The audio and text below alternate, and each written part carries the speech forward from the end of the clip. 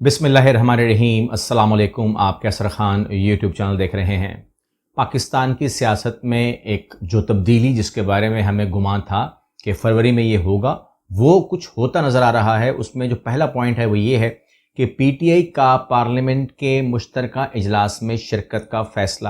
یہ خبر کیا اپریشیٹڈ ہے حکومت کی طرف سے، یعنی کہ حکومت چاہتی تھی کہ وہ آئیں، کیونکہ جس طریقے سے ان کے استعفے روکے گئے تھے، جس طریقے سے ان کو راضی کیا جا رہا تھا، ان کو بلایا جا رہا تھا کہ آپ اندر آئیں، بات کریں، بیٹھیں ہمارے ساتھ، یہ سیاست ہوتی ہے، یہ جمہوریت ہوتی ہے، آپ کو شرکت کرنی پڑے گی، یہ تمام الفاظ ہم نے 7-8 مہینے سنتے رہے۔ اس کے بعد پھر جو راجہ اشرف ہیں انہوں نے کو بار بار بلایا، الگ الگ بات کرنے کی بات کی، انہوں نے استعفے قبول نہیں کیے، لیکن جب ایک ہلکی سی آواز آئی پی ٹی کی طرف سے کہ ہم واپس جا رہے ہیں اندر بات کرنے کے لیے، تو جس کام سے وہ جا رہے تھے اس حوالے سے اشرف جو ان کے وہ ہیں اسپیکر، انہوں نے اس چیز کو 43 استعفے جو ہیں وہ فوراً منظور کر لیے، جس کے اگینسٹ اپیل ہوئی، اور اپیل کے بعد جو ہے وہ ہائی کورٹ نے اس کو اڑا دیا اور وہ واپس بحال ہو گئے۔ جب وہ بحال ہو گئے تو اس کے بعد اب اس ٹائم وہ کہاں پر ہیں؟ تو اس ٹائم وہ جو وہ ہے تحریک پارلیمنٹ لارجرز ہیں، اس میں وہ چلے گئے ہیں، وہاں پہ اجلاس ہو رہا ہے اور وہ پارلیمنٹ ایوان کے اندر آنا چاہتے ہیں، لیکن ایوان کے اندر آنے کے لیے ظاہر سی بات ہے کہ ان کو ایک الاؤ کرنا پڑتا ہے کہ آپ آ سکتے ہیں نہیں آ سکتے، آپ ممبر ہیں یا نہیں، ممبر الاؤڈ ممبر ہی آئیں گے۔ اسپیکر صاحب کہتے ہیں مجھے عدالت کی طرف سے کوئی نوٹیفیکیشن نہیں آیا، جب تک نہیں آئے گا تب تک میں نہیں کر سکتا۔ ایٹ دا سیم ٹائم وہ اس کو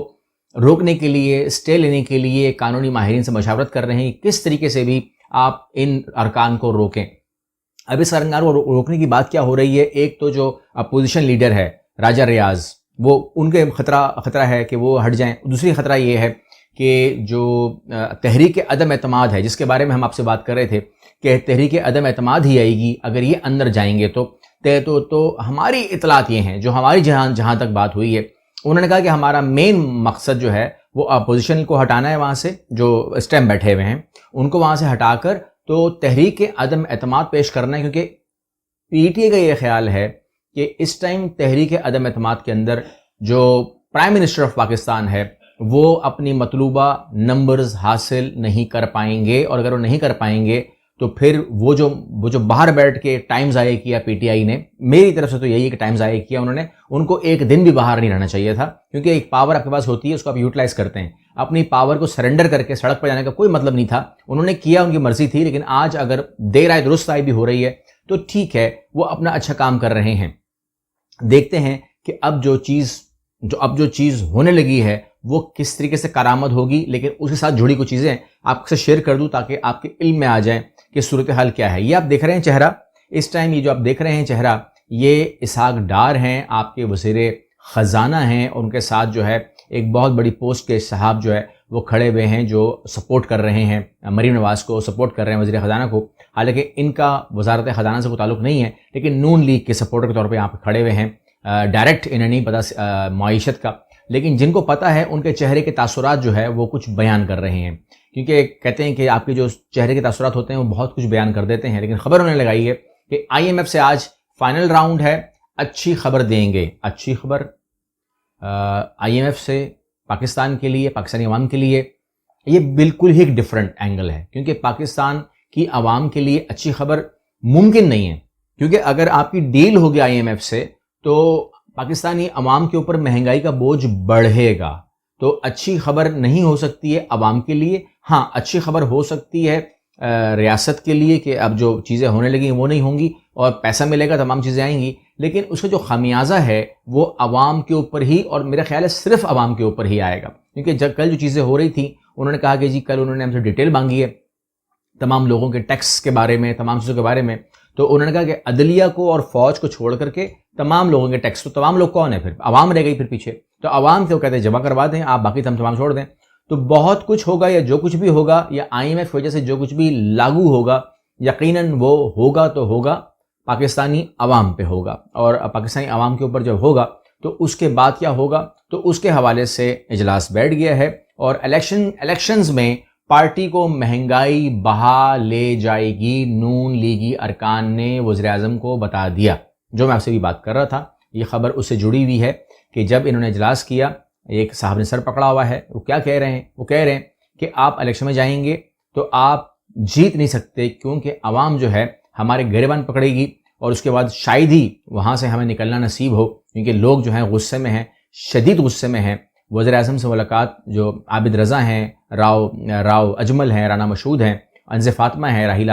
خادم حسین سمیت دیگر نے ملاقاتیں کی ہیں، اور انہوں نے کہا جناب والا اس ٹائم عوام اتنی شدید غصے میں ہے کہ آپ کی سوچ ہوگی جو، کیونکہ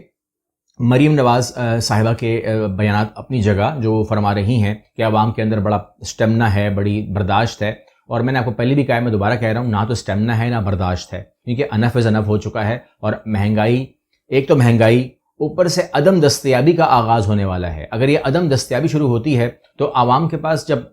جب جانے کا راستہ ختم کر دیں گے آپ، تو وہ کہاں جائے گی؟ وہ سڑک پہ آ سکتی ہے۔ یہ آپ کو میں دکھا دیتا ہوں، جو چیز آپ کو میں کہنے جا رہا ہوں، یہ کہ کل تک آپ کو میں نے کہا تھا کہ چھوٹے شہروں میں جو ہے آپ کو پیٹرول ملنا بند ہو گیا ہے، ڈیزل ملنا بند ہو گیا ہے، تو کاروبار زندگی متاثر ہوگا۔ اب انہوں نے کہا تھا کہ بڑے شہروں میں جاری رکھو، لیکن لاہور سے خبریں آ رہی ہیں کہ لاہور میں پیٹرول پمپس پر ڈیزل کی سپلائی میں کمی دیکھی جا رہی ہے۔ جو میرے ذاتی جو مجھے فون آئے ہیں لوگوں کے، انہوں نے ہمیں بتایا ہے کہ بہت کم حساب کتاب سے چیزیں مل رہی ہیں، بہت کم حساب کتاب سے پیٹرول اور تمام چیزوں کا معاملہ جو ہے ہو رہا ہے۔ اب جہاں تک بات عمران خان صاحب کی ہے، ان کے حوالے سے میں آپ کو کچھ اندر کی خبر دینا چاہ رہا ہوں، اور وہ یہ ہے کہ جو ہماری طاقتور حلقے ہیں، انہوں نے ایک بات تو آج بھی ایڈمٹ کی ہے۔ وہ کہتے ہیں کہ پہلے جب وہ کیلکولیٹ کرتے ہیں، وہ کہتے ہیں کہ پی ڈی ایم پوری ملا کر 30% اور عمران خان اگر 100% پہ تھے مقبولیت کے اندر پاکستان میں الیکشن جیتنے کے حوالے سے، تو ان کا یہ خیال ہے کہ آج عمران خان 70% پہ ہے، لیکن پی ڈی ایم وہیں کھڑی ہوئی ہے، یعنی کہ پی ڈی ایم کوئی بوسٹ نہیں ملا۔ عمران خان کا جو ایک بریک آیا ہے، ان کی جو ایک رکاوٹ آئی ہے کہہ لیجئے کمپین کے اندر، وہ نہ سڑک پہ نظر نہیں آ رہے، وہ پارلیمنٹ میں نظر نہیں آ رہے، وہ باہر نہیں آ رہے، وہ اسپیچ نہیں کر رہے، لوگوں سے مل نہیں رہے، بات نہیں کر رہے، تو وہ ایک گیپ آیا ہے، تو اس میں کوئی ٹھنڈک ضرور آئی ہے، وہ جو ان پر اٹیک ہوا تھا، لیکن وہ کہہ رہے ہیں کہ اس کی وجہ سے جو بھی فرق پڑا ہے، لیکن ابھی بھی اگر الیکشن میں عمران خان جائے گا تو وہ جیت جائے گا، یہ طاقتور حلقوں کا ماننا ہے۔ اب اس کے اندر کرنا کیا ہے؟ اب وہ کہتے ہیں کرنا ہم نے یہ ہے کہ جو نظر آ رہی چیز وہ یہ آ رہی ہے کہ اب ان کا بیٹی کا کیس ہو، گھڑی ہو، گھڑیال ہو، کوئی بھی آپ چیز ڈال لیجئے، اس میں کوئی بھی چیز فٹ کرنی ہے، فٹ ہو جائے گا۔ عمران خان صاحب کو جو میں نے سنا ہے، یعنی کہ جو میری معلومات ہے، اب تو فیصلہ تو انہوں نے عدالت نے کرنا ہے، اگر عدالت فیصلہ کرتی ہے تو اس میں یہ ہے کہ عمران خان صاحب کو نااہل کرنے کا تقریباً 99% چانسز ہیں کہ ان کو نااہل کر دیا جائے، کیونکہ اور کوئی طریقہ اب سمجھ سے باہر ہے کہ انہیں اس سے کس طرح روکیں۔ کیونکہ ایک چیز جو ہمیں پہلے سننے کو ملی تھی کہ کچھ بھی ہو جائے ہمیں عمران خان قبول نہیں ہے، یہ الفاظ میں نے سنے تھے، تو وہ چیز جو ہے وہ اگر کنورٹ ہوتی ہے، اب تک اگر وہی چل رہی ہے جو ہمارے علم میں آیا تھا، تو پھر ہمیں عمران خان قبول نہیں ہے کہ اندر یہ نااہل ہو جائیں گے، اور اگر یہ نااہل ہوتے ہیں تو کیا پی ٹی آئی اس سائز پر رہے گی جس سائز پر آج ہے؟ تو ظاہر سی بات ہے کہ P T I Imran Khan ہے، Imran Khan P T I ہے، اس کے علاوہ سیکنڈ، تھرڈ، فورتھ کچھ بھی نہیں ہے، اس کے علاوہ کوئی کچھ بھی نہیں ہے۔ اس طریقے سے آپ جانتے ہیں کہ پارٹی جو ہے وہ آج ہمارے ہاں جو ہے وہ ایک نام پہ چل سکتی ہے، اس ایک نام کے بعد دوسرا نام ہوتا ہی نہیں ہے ہمارے پاس، سیکنڈ آپشن ہوتا ہی نہیں ہے، اگر وہ ہوتا ہے تو ہوتا ہے۔ تو اس طریقے سے جو ہے عمران خان صاحب کی نااہلی جو ہے نظر تو آ رہی ہے، اب اگر یہ نہیں ہوگی تو یہ میرے لیے بہت بڑا سرپرائز ہوگا، پالیسی چینج ہوگا اور ڈیزاسٹر ہوگا ان لوگوں کے لیے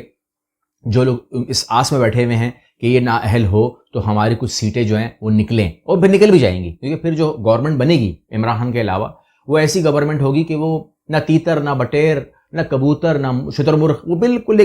ایک مکس چارٹ بن جائے گی۔ اس کے اندر آپ کچھ اور چیزیں بھی ڈال دیں، کشمش میوہ بھی اس میں آ جائیں گے، کیونکہ وہ ضروری ہوتا ہے۔ کشمش میوہ کی جگہ جو ہوتی ہے وہاں پر وہ بہت ضروری ہوتی ہے، کیونکہ ان کو وہاں پر انجیکٹ کیا جاتا ہے تاکہ اس کا جو ٹیسٹ ہے وہ وہاں تک پہنچے جہاں تک اس کو پہنچانا ہوتا ہے۔ اگلی ویڈیو ملتے ہیں انشاءاللہ، اللہ حافظ۔